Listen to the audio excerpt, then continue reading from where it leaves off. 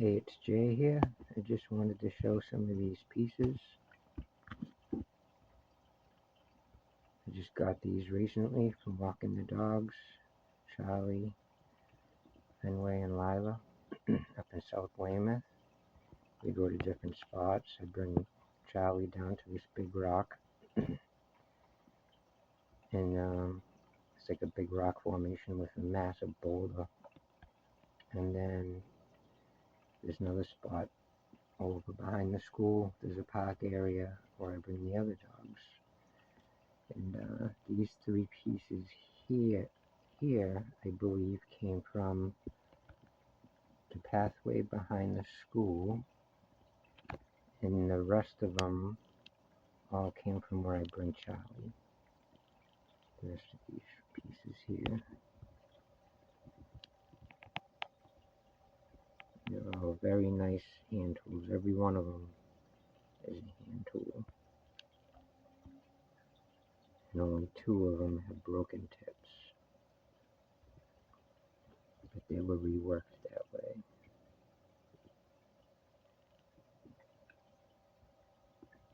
Those are some grinders. This one is really nice, ergonomically. Very nice, actually. You can see some faces. This being the eyes, being the ear, the nose, the mouth, and the hair. You hold it like this. Looks like a crow head. The eye up there. There's a person's head with the eye, the nose, the chin, the ear, the head. But this was once a bigger tool. This was rounded off at the tip. This is broken. This is sharp from here to here. It's a cutting edge. And then it's broken off right there where it continued at the cutting edge. So I don't know if that was ceremonial or by accident. It's usually ceremonial.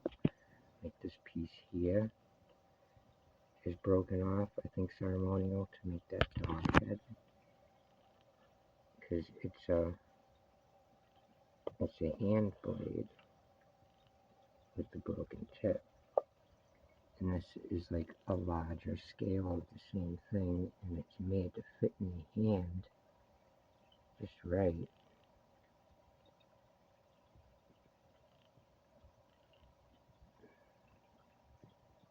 And you can see where the tip is broken there.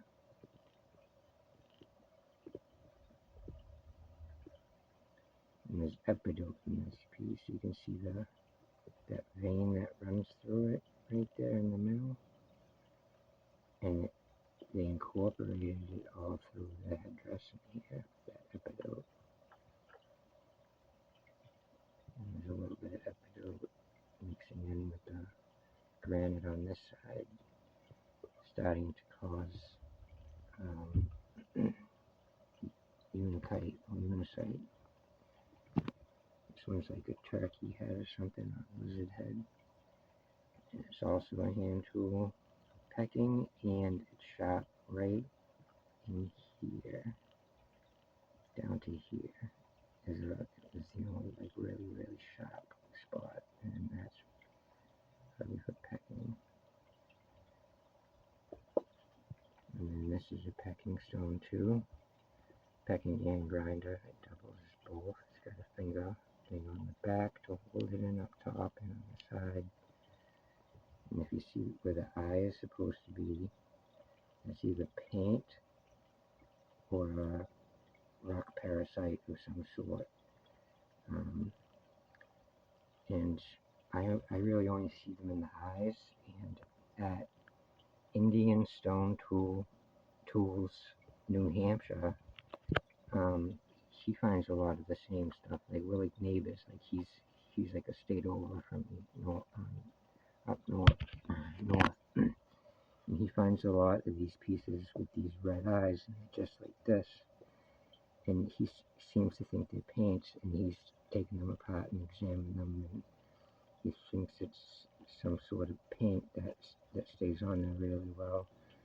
When I've seen them before and I just thought it was some sort of like rock parasite, and I would normally peel them off. So I might leave them on now until we find out more about that. This is a very nice hand tool as well.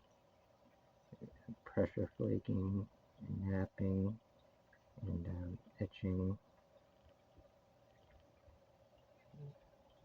See how it's got every place where the fingers go and bend and curve on this piece.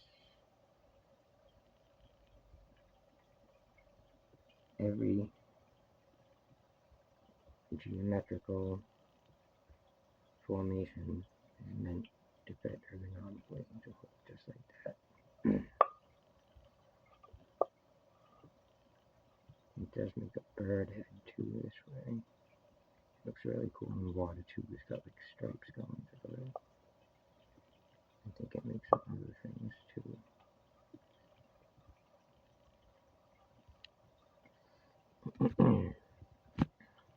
This piece here is interesting. It's a left-handed blade, but the blade doesn't run all the way down. It stops in the middle and goes up to here. It's really worn down, very, very worn down. This is like a calcite type of material.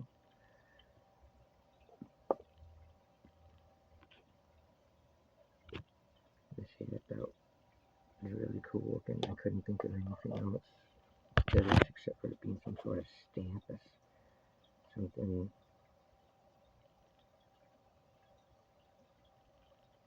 Like the way you hold it. And it's almost like a stamp, like you stamp it to clay, and that would be a signature or something that makes this face. Two faces, I think, one on each side, one a bird, one a person. You could stamp that into clay, maybe. I don't know, that's just a thought, but it does seem to fit the bill. Alright, thank you guys. Oh, one more piece here. I'm just going to show it. It kind of looks like a big bird beak, like a parrot. But it does look like other things as well. I think there was a face in here showing it. Looks like it was kind of dug out right there. It's like a pestle.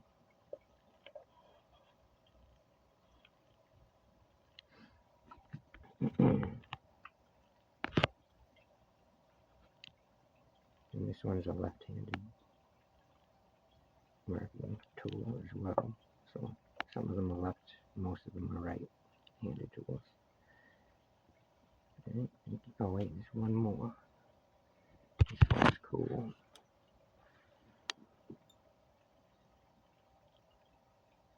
That one there. I just saw the shape of it, knew it was something, because it looks like that backwards facing bird. Just laying down, so if you hold it like this, it lines up perfectly. Like each time your fingers bend, they fall into these little crevices going all the way around the rock. And the bottom is nice and flat for grinding. So I was trying to find a face on this piece, but I think there might be one there. It's kind of hard to see. Looks more like a bird man or something, I don't know. But it does fit the backwards facing bird motif. It might even be another animal as well, like a mammoth in this direction, so, or some other directions.